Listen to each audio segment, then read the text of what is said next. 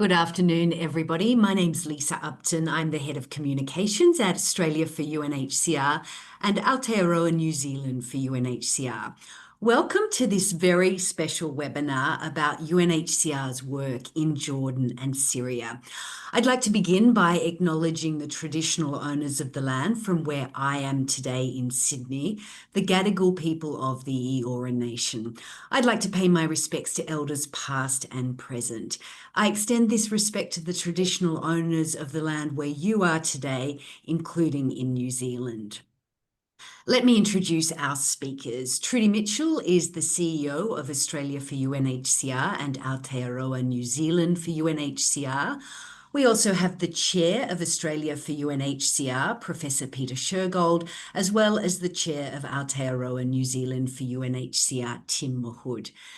This is going to be a very interesting conversation because all three of you have just returned from Jordan, where UNHCR has been working for many years. And Trudy, you were able to extend your trip and travel into Syria with UNHCR.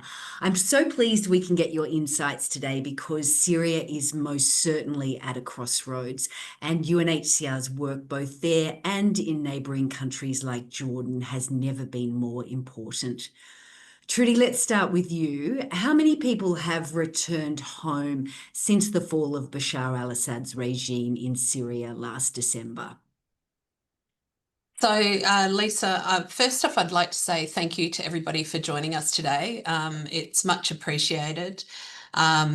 So since the Assad regime fell in December last year, it's estimated that 1.2 million refugees, mainly from neighbouring countries, have returned home to Syria. And then there's a further 2 million people who have been displaced internally within Syria and have made the decision to move back to their villages or to their homes. So when you think about that, that's 3 million people who have been have returned home in a little over a year. And if you think of it in our context, in New Zealand, that would be more than half the population returning, or in Australia or Sydney, it's half of Sydney. So huge numbers. And I think it's very hopeful that, people do want to return home, and, there is hope that it will be a sustainable return. But from UNHCR's perspective, it's also a huge humanitarian aid. There's a huge need there from a humanitarian perspective as well, in trying to help people to resettle into Syria.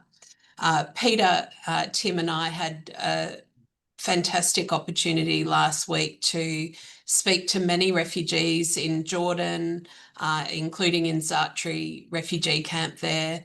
And I also had this opportunity to speak to returnees in Syria and to hear their stories. It was very insightful. Yeah, thanks, Trudy. And we have some video footage here that we'll play where you can get some sense of the destruction in Syria. Obviously, soon we'll come back and hear about the time that the three of you spent in Jordan. But after that trip to Jordan, you crossed the border into Syria, and some of this you filmed yourself last Thursday. As we're playing this, can you just describe some of what you saw in Syria and what people are returning to? So you can see this is on the outskirts of Damascus. You can see the absolute devastation, the mortar shells that are peppering most of the buildings there. It's estimated that about 60% of Syria has been impacted by this devastation, and it means that obviously there's no water, there's no electricity. But incredibly, I did hear that people are going back to live in these homes because they can't afford the rent in other areas, and they're choosing to live in these places with their families because it's a home. And I think the conditions that people are living in are incredibly challenging. And when 60% of Syria is is damaged. So it's a big decision to move home. Peter, one of the countries that's hosted Syrian refugees for the past 14 years has been Jordan, where you were last week. Now that the Assad regime has gone, will Jordan continue to host refugees? Yeah, great question. The answer is yes, categorically yes, they will. And we've got to remember, Jordan is doing it pretty tough at the moment. Its economy is largely dependent in many ways on tourism, and not surprisingly, that's declined. But I think they've been extraordinarily generous. Uh, Perhaps one of the things I really noticed is Syrian refugees getting access to what is a good Jordanian education system. And we were able to speak to many families whose children were going through that system, and it was good. So the refugees there are, their children are getting a good education. And that means it's very difficult making this decision. Should you return or not? I think what Trudy and Tim and I net is, we heard the pros and cons, and as I was in Jordan, I was thinking, would I go? Would I leave? A bit like the overall statistics, I think there's about 480,000 Syrian refugees in Jordan at the moment. Some of them in camps like Zartri, many of them in the community.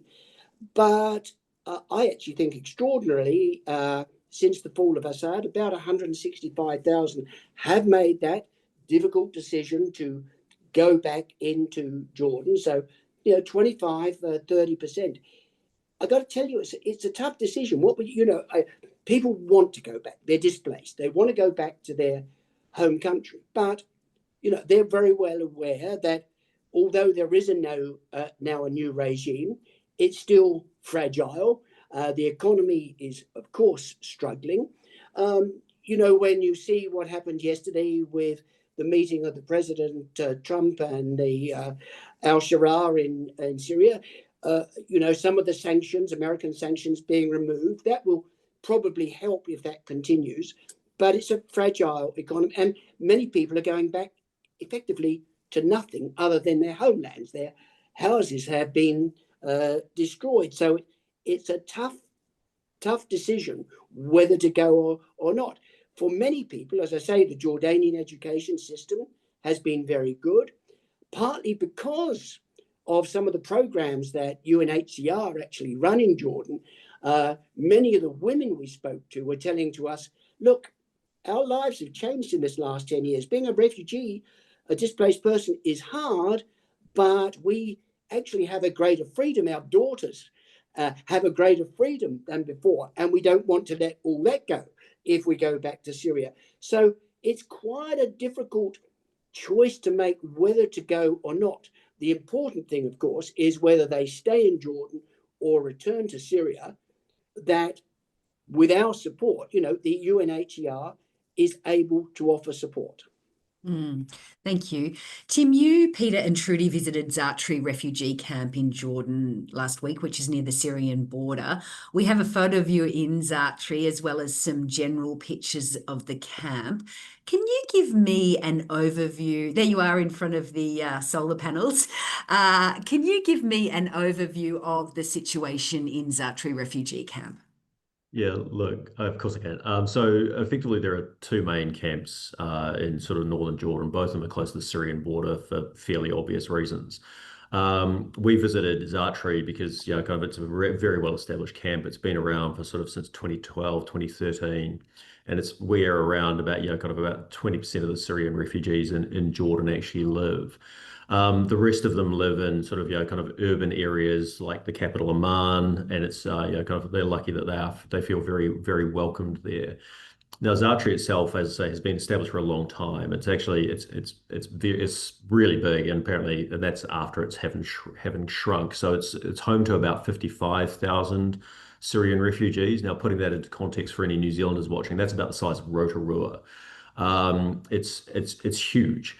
And that's even after sort of numbers have dropped from over 70,000 in the last year because people have started returning home to Syria from after the fall of the Assad regime, and most of them came from Dara, which is a region in the very south of Syria.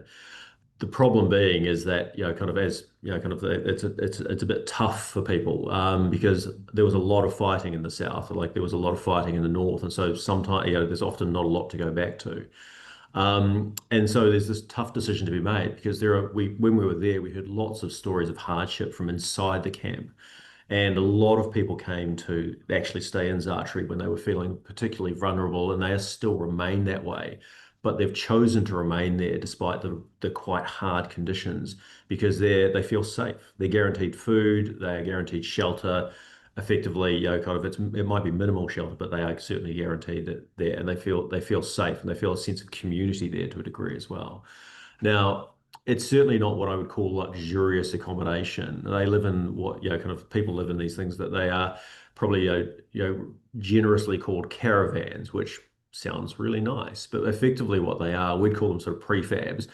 In actual fact, they are sort of, basically sort of semi-insulated 20-foot shipping containers that people have sort of put extra things around. And most of those are past their end of life now.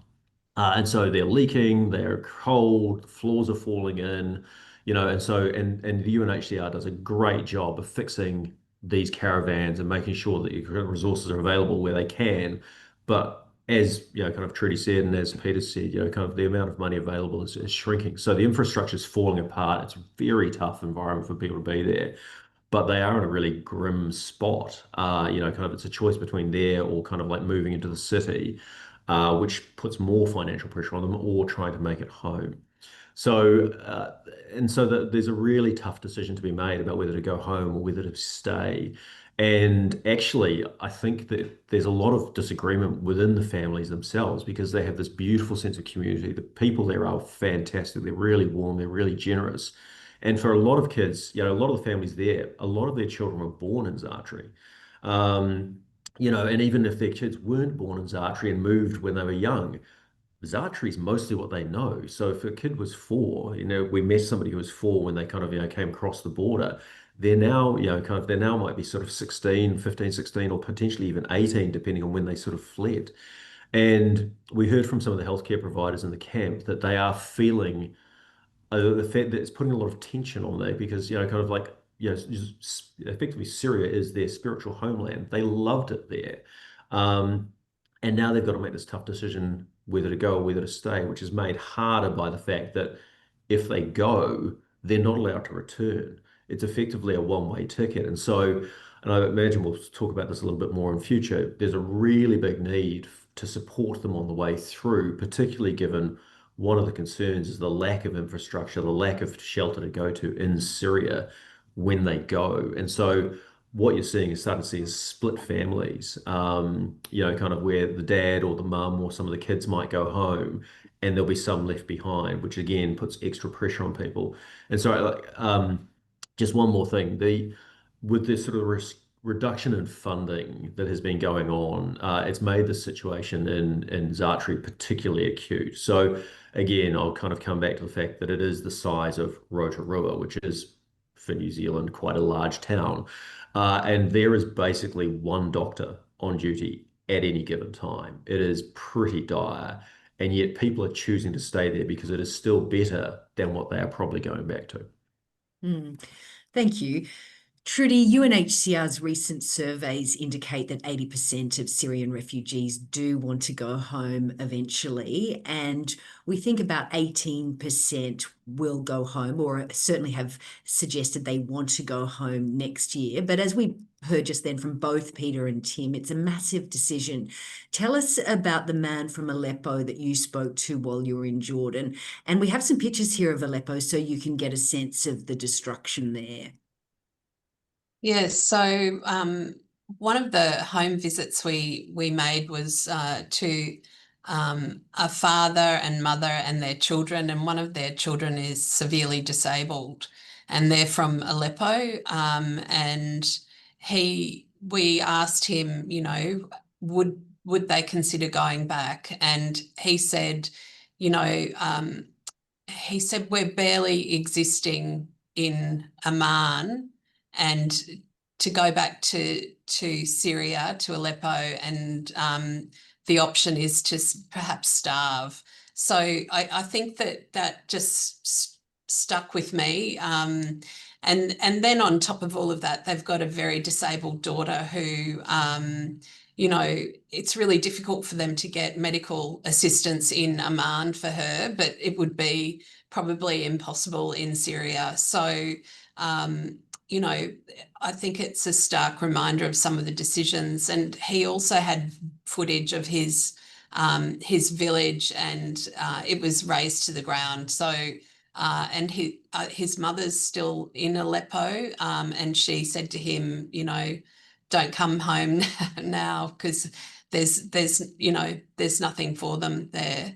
And I've got to say that Aleppo is probably one of the hardest hit parts of Syria. So it's very challenging for them. And I think, as Peter has said as well, that making that decision to go back to Syria means that they relinquish their refugee rights and can't return. So, you know, it's the ultimate decision for many people. Peter, donors might think, well, the Assad regime has fallen now. Can't everyone return home? Obviously, hearing a story like the one that Trudy's just told us is a good reason why people may not want to go home. But can you explain a little bit more to our donors why we need to keep supporting Syrian refugees in countries like Jordan? Well, I think number one, and the UNHCR made it very clear to us whilst we were in Jordan, the decision on whether return has got to be made by the refugee. I mean, these are difficult decisions, and the last thing we want is them being pushed out to go back home. In some ways, I think it's extraordinary the number of people who have returned and the number who are saying that they do want to return. But in the meantime, we've got to keep supporting refugees within Jordan. It's really necessary. Tim started to allude to it. The fact is, things are getting tougher for refugees in Jordan, not easier. The UNHCR is, as we know, struggling for funds at the moment from governments. And when you're on the ground, you see the impact of this. Tim has talked about, you know, the medical centre we visited, which frankly, a year ago, had more money and was able to offer better services than now, where often for a 24-hour period is dependent on one doctor for you know, this community of 40, 50,000. Saw it in another way. I mean, one of the important services that is provided by UNHCR is providing some mental health support for families, you know, who are suffering, you know, grievous traumas, and where we've had to cut that, I think, back from 3 days to 2 days a week because of the lack of funding. The small amounts of cash that we were able to provide to vulnerable refugees used to be able to do that to 150,000 people. That is shrinking. So from my point of view, it's crucial for us that as government funding for these programs starts to diminish, we at the charitable philanthropic level have got to be able to step up, because when you're on the ground there, you start to see the difference that every dollar makes in terms of the support you can provide. And we need to keep providing support for refugees in Jordan, because Jordan has been generous. I've emphasized how good the education program is, but the fact is Jordan is doing it tough, which means that if you're a refugee, your chance of getting a work permit is getting harder and harder. So it's often very difficult, whatever your education, to work within Jordan. It's one of the decisions that comes in, shall I return or not? So we need to keep being able to provide support and do it in such a way that people can make a considered decision for their families. Is it for us to return, and is it the right time to return? We've got to give people that space to be able to make what is, we would know, an extraordinarily difficult decision. Thanks, Peter. Tim, this time of year, it's starting to get cold in countries like Jordan and Syria. We'll bring up some photos now. These were taken in Zartri last winter, but they do give you a sense of what the camp will look like in the coming months over Christmas and into the new year. How is UNHCR helping refugees prepare for winter? Yeah, and look, I mean, it is getting, hard to believe because we were there and it was warm and beautiful, but it is going to get very cold and very wet very soon. And look, the UNHCR, one thing I was impressed by was how amazing a job that they do with the resources they have available. It was absolutely incredible. And, so even though these sort of caravans, as they call them, are sort of, kind of basically clapped out now, they do an amazing job of helping to repair the shelters so they don't leak. And look, we met with a number of families while we were there. There was one example that was there was a 90-year-old father, kind of a mid 70s-year-old mother, and they had their two daughters with them. And one of their caravans leaked, the other one had the floor falling in, and kind of they were on a waiting list to try and get these repaired. And they were, hopeful that at least they could get the sort of the leak fixed by the time winter came. And so look, the UNHCR does an incredible job. And so for people who are in an incredibly tough situation, and that is just providing shelter, but they also provide, kind of amazing work, kind of cash assistance, which is effectively a lifeline for refugees, both in Zartri, but also in sort of urban areas. And that enables them to get food. It enables them to heat these basically glorified shipping containers.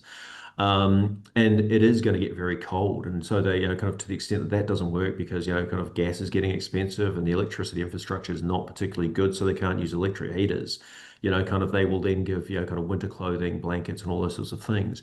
But the strong preference is to, kind of if they can, give cash assistance because the refugees will know what they need more than, kind of like giving somebody a pair of snow boots that they might not need at all.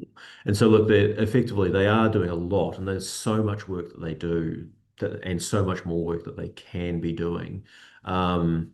Particularly for the sort of the few months that'll be very cold and wet and very even more trying than normal over winter. Thanks, Tim. Peter, you did touch on this, but do you want to talk to us any more about the impact of the funding cuts?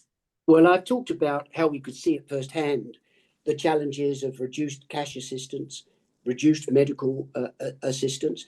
I've got to say, and also we've got to remember, reduced UNHCR staff on the ground. I mean, these people, when you meet them, in the field, are just extraordinary. The burden they take on, the challenges they face in providing services, and the reality is they're being cut 30%. That's the truth. So you see the impact of these funding cuts.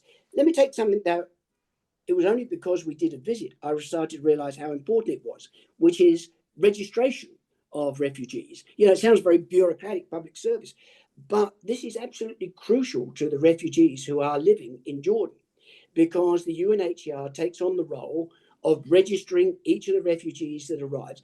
And those papers, incidentally, are really important when they want to then go back into Syria. Now, it used to be done really well, so you'd have to do it each year, and they would get an hour to meet the refugee family, to talk to them about their changing circumstances, if they've had new children, had they been able to get an employment permit, all those things. That's now being stripped bare, where a lot of people are almost having to do a ticker box on a machine as part of their registration. And you can see that has a really big impact on the refugees, because this is their chance to come in, to talk about their situation. So at every level, you can see the decline in support that refugees now can be offered in Jordan. And as I say, it's where, private donations have got to come in to start to supplement what are the declining government support for UNHCR. I must say, when you visit like this, it's almost everything you look at, you can see what difference, the extra money can make. And when you see it being cut back like this, from what were already really tough conditions, right? You see it being cut back and how hard it is. Tim's talked about Zartri, and, I think people have done amazing jobs, because I don't even know why they're called caravans. I mean, I think of them as ATCO building huts. That's really what they are, shipping containers, as Tim describes it. And if people have got cast off corrugated iron to expand it. Now, these are stinking hot in summer, freezing cold in winter, leak whenever there is rain. Thankfully, it's not that much. But, one of the things that's done with assistance is helping to keep those those caravans, those buildings going. Again, that's declining. And, you know, people are waiting longer and longer to be able to get their housing repaired. So the funding is absolutely crucial in this regard. And of course, what you don't want is people making poor decisions to return simply because the support they're getting in Jordan is being cut off. That's the wrong way to make decisions. Mm. Thanks, Peter. I'm going to ask Tim another question and then come back to you. And then I'm going to go to Trudy, because after Jordan last week, obviously Trudy went on to Syria and she has some really incredible insights from the few days she spent there. But Tim, I just want to ask you first, what was your impression about how refugees were coping with the funding cuts? Oh, look, it's incredibly tough. I mean, the refugees, and I think kind of all of us were just, yeah, kind of incredibly impressed. What they want is they want a better future, and they want to be self-sufficient, and they want to be in control of their destiny. They want the best for their families.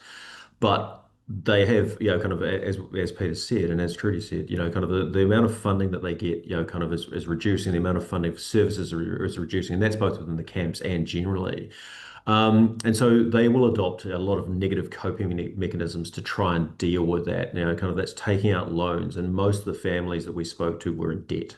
You know, it's kind of they potentially, you know, pull their kids out of, you know, school and send them out to work, you know, kind of in what's called the, you know, the sort of the, you know, the black market, you know, kind of economy, sort of send them out into the agricultural forces and those sorts of things.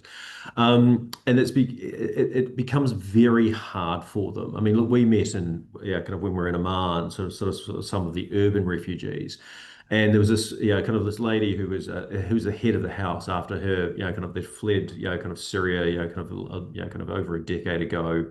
Her husband had died of brain cancer 5 years ago, you know, sort of, and the amount of money that they were receiving from UNHCR, even though they were very grateful for it and very thankful for the amount that was there, it had reduced, and it wasn't even covering their rent. And so her son had had to drop out of school and take on jobs where he could, and he wanted to be he wants to be a software engineer, and so, you know, kind of it's really hard. And so we asked about what they could do, and she said, well, look, I love my family. I would never force them to do anything, because obviously sort of there's a certain amount of sort of, you know, kind of underage marriage that goes on. But she said, I feel incredibly guilty. I cannot provide for my family. And so if my daughter at the age of 13 decides she wants to marry somebody, then I would say, okay, I'm not going to force her to do that. But it's certainly really problematic from that perspective. And it was really, really sad to see that people are having to do these things, make really tough life choices because of the circumstances they're in. And as Peter said, that sort of the UNHCR has incredible data in there, and they've had it from sort of day one.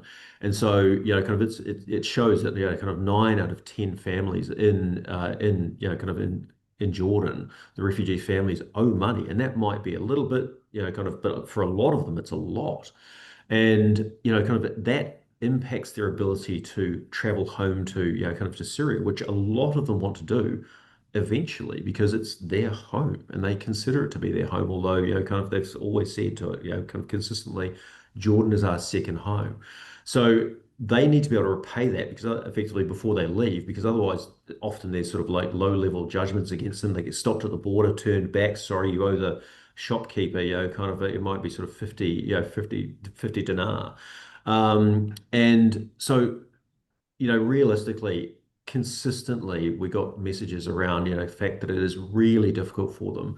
The funding is reducing, it's making their life harder. They're really struggling. And I was, you know, kind of trying to do the maths on my hand and just genuinely couldn't work out how they managed to make ends meet on the little amount that they did. I mean, you know, kind of, we talk about in Australia and New Zealand, you know, kind of having a poverty line. And don't get me wrong, there are a lot of people in New Zealand and Australia that are struggling. But compared to that, it is just another level again. And I just couldn't understand how they do this. And that's why people make these incredibly tough choices around, you know, some of their children having to go, you know, drop out of school and go and work to help support the family. Thanks, Tim. Peter, how does UNHCR prepare people to return home? What sort of information do they provide? Well, they provide, I think, a great deal of information about how they assess the situation on the ground. And of course, they're very good. Having said that, one of the things when you go on the visits you learn is that a mobile phone is a refugee's best friend, because it is how they keep in touch and know what's going on. When we had meetings with both men and women, refugees in Zartri camp about whether to go back, you realise they're pretty well informed. They keep in contact with those who've gone back, whether it's working, whether it's not working. And that, together with the information that the UNHCR provides, is important. But let me talk about just one issue that is another, should you go back or not? And that's the amount of unexploded ordnance that's now left in Syria. And again, that's where the UNHCR comes in. I think we were told when we were there that there's over 300 children have been killed this year in Syria by unexploded ordnance. Okay, so you're a mum, you're making this decision, do I go back there? And this is one of the things that, so you do have to get as much advice, and the UNHCR provides it. It does provide some cash assistance, very modest assistance, I would have to say, going back. I think if I convert it into dollars or Australian dollars, it's $200, $250. Okay, that's the sort of assistance you can get to help you make that journey back into Syria. It's very little indeed. And, and put that again against the widespread fact that refugees tend to be in debt. Often the amount of cash assistance, will probably just about cover the debt they've got. You'd have to spend that before you can then return across the border. So the role that the UNHCR plays in both informing, providing cash assistance, as I've said, and we tend to forget this, providing the necessary documentation is crucial. And as we saw, unfortunately being cut back, the amount of psychosocial support that the UNHCR can help fund there for families deciding whether to go back, that also I think is crucial. And to be honest with you, it sort of broke my heart to see that what was already a modest service is having to be cut back further because of the lack of funding. Thanks, Peter. And I'm glad you mentioned that unexploded ordnance. Trudy did a couple of interviews with ABC Radio from Damascus last week, and she also mentioned that. And I think a lot of people would be surprised to hear that 300 children have returned back to a country that's not at war, and yet they've been killed by unexploded ordnance in the past 12 months, which is really, really awful. Trudy, we have some photos here of a 78-year-old man by the name of Ikrima Ahmad al-Sariz and his daughters Basman and Awatif outside their home. They'd been living as refugees in Jordan, but have recently returned to Daraa. Their home, like so many others, suffered extensive damage. Tim, you spoke about Daraa earlier, and Trudy, you were there last Thursday. This is the southern part of Syria near the Jordanian border, as Tim explained. Tell us what you saw in Daraa. So, we went across the Jordanian Syrian border, which is close to Zartri, and then it moves into Daraa province on last week. And actually in Daraa, we went to a community centre that is funded by UNHCR and managed by one of UNHCR's partners, local partners in Daraa. Actually, across Syria, the UNHCR funds 71 community centres, and they have a really important role for people who are returning to their homes, if they have their homes. And I sat in on a women's psychosocial support group when I was there, and many of the women were crying because they're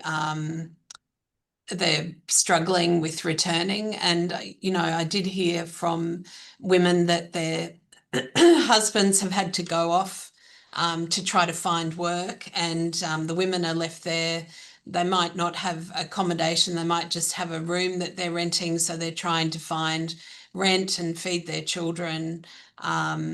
and, you know, it's a pretty tough sort of situation to be in. And it puts a lot of stress on families, because I think when we were in Zartri, we were hearing that families were divided. And again, you're seeing that in Syria, where the women are left and the men are trying to find employment so that they can support their families. So again, the families are divided in that area. And at that community centre, I was sitting next to an elderly woman who was gesturing to me about her eyes and her heart. And when an interpreter spoke to us, she was saying that she needed medication and she couldn't get medication. And I think that that's the same for many people, actually getting medical help, because there's no services or infrastructure. It's really challenging there. Yeah, so I think those are some of the things. It's important at that community centre. There's also registration. So UNHCR, you know, helping people with their identification, helping people with proof of ownership of land or their homes. Because again, all of those registrations that would have been under government control have, a lot of them have been, you know, damaged, or you can't access them. So, so that's another sort of important part of what UNHCR is doing. Thanks, Trudy. UNHCR is actually doing so much. I was just wondering if you could tell us a little bit more about some of the things that we're doing to help people in Syria. Yeah, so UNHCR's got 7 offices in Syria, in really, and it has had for the 14 years of the conflict.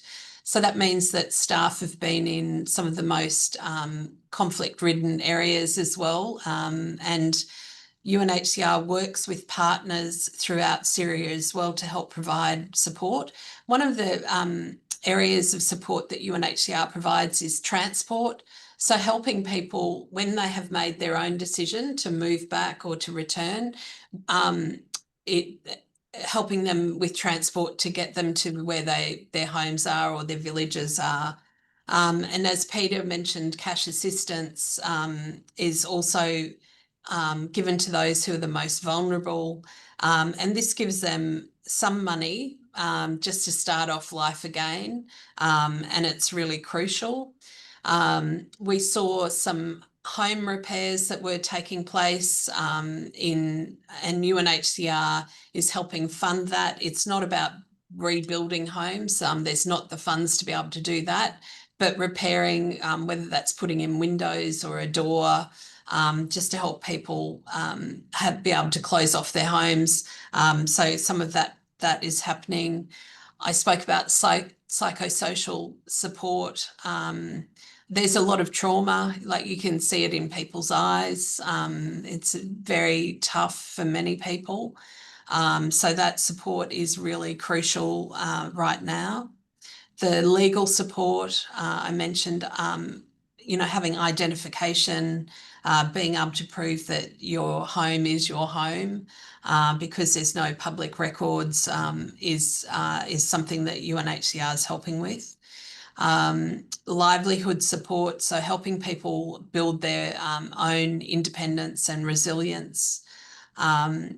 So all of those programs, they're really basic, really important programs that UNHCR provides. And unfortunately, with funding cuts, you know, it means that trying to identify those people who are the most vulnerable, that need the most help, is something that UNHCR staff have to do and partners have to do.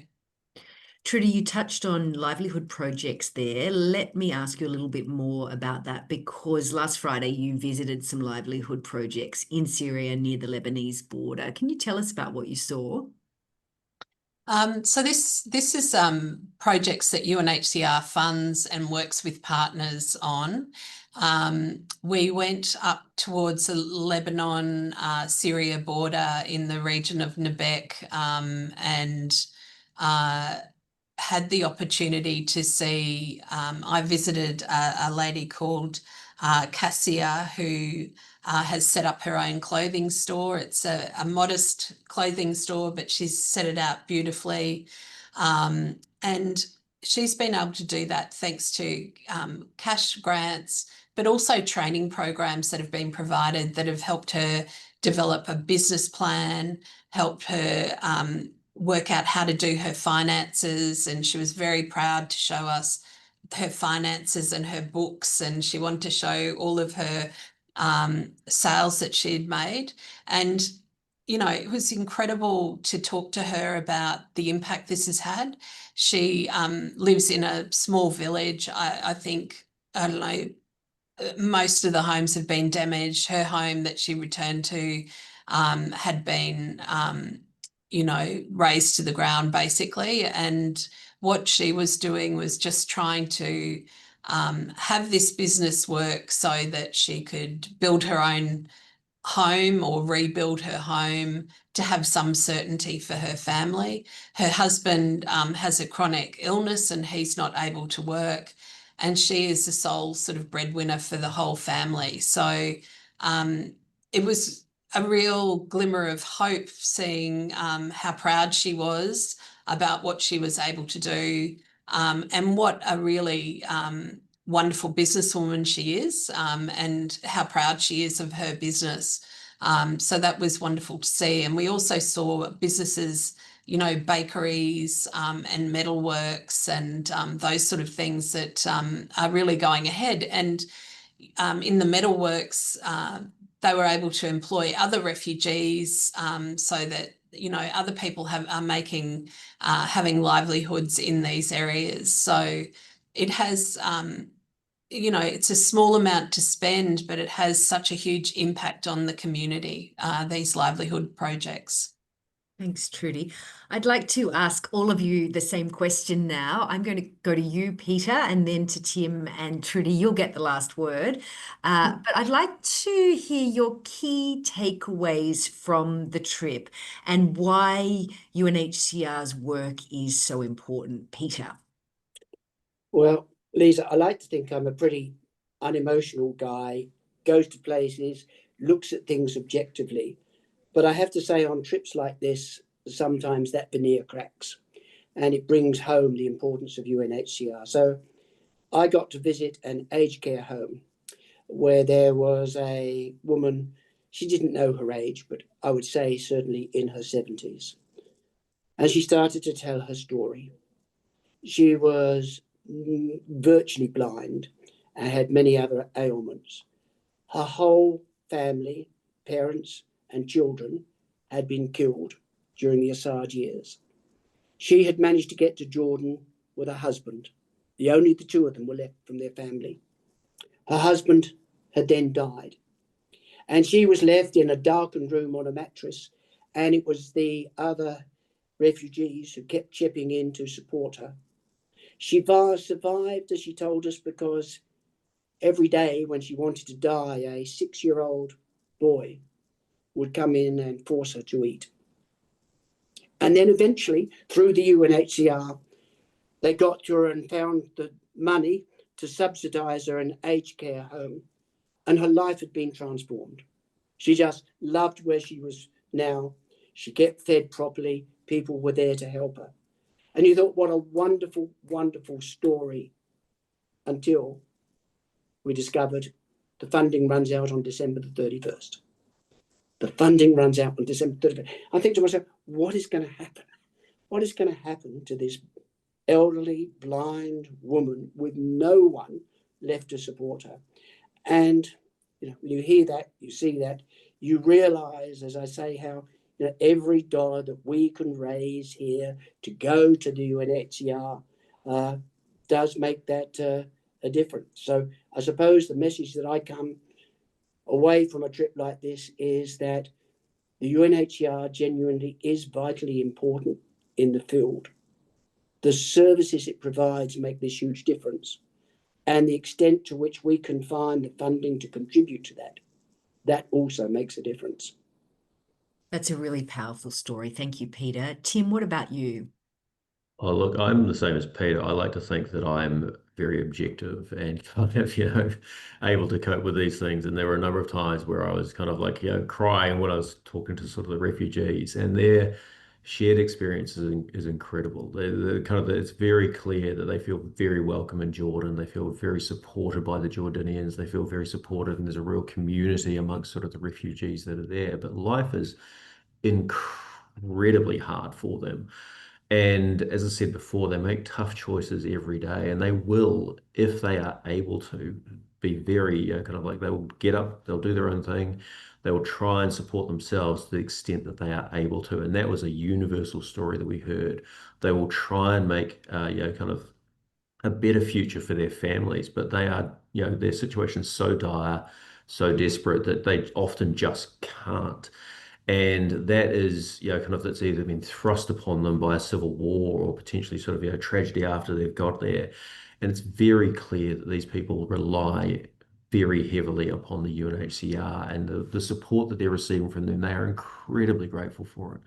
And it is an absolute lifeline, even though it's sort of shrinking and shrinking and shrinking because of funding cuts that are sort of, kind of there. So the support that we can give them, as Peter said, every little bit makes a difference. And it means the difference between somebody kind of being out on the streets in Amman versus in a, kind of in my experience, is basically a sort of a very sparsely furnished, if at all, kind of room.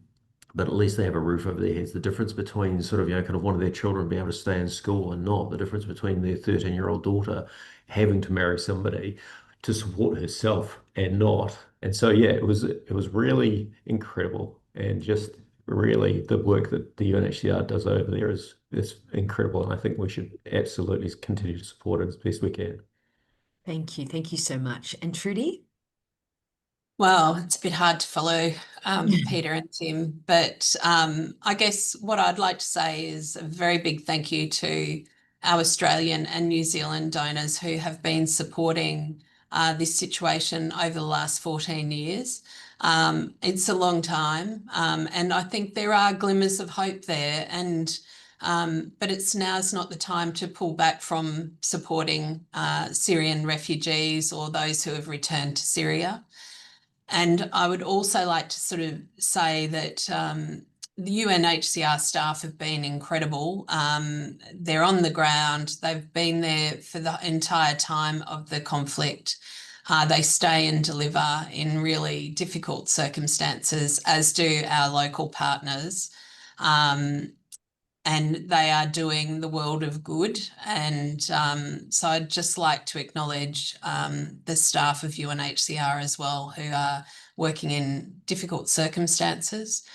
And yeah, I think, I'd like to come back and to think that Syria is the phoenix rising from the ashes. And I heard people say that, and I really hope it's true. Thank you, Trudy, Peter, and Tim, for your time today. And thank you, our supporters, for joining us. As you've heard, the weather in Syria will soon be bitterly cold. If you'd like to donate to support our winter appeal, please go to unrefugees.org.au/Syria. That's unrefugees.org.au/Syria. Or unrefugees.org.nz, unrefugees.org.nz. Thank you very much again for joining us, and have a good day.